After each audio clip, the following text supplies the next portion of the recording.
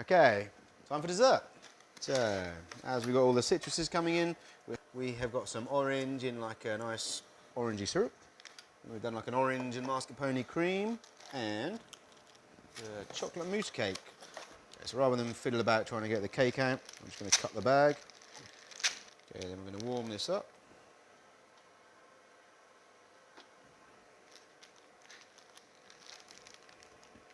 Right, in the oven's on about 150, so maybe about 3 or 4 minutes. Now I'm just going to warm these up in a pan as well.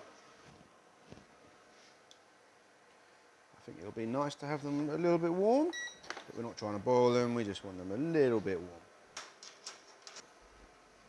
Done in there now, so put this here.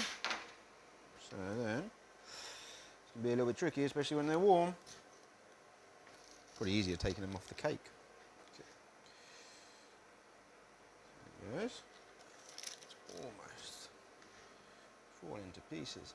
Oi. And then we are hoping to get a nice spoonful of that going out. Get that. And then what I think we'll do, we'll just dot some of the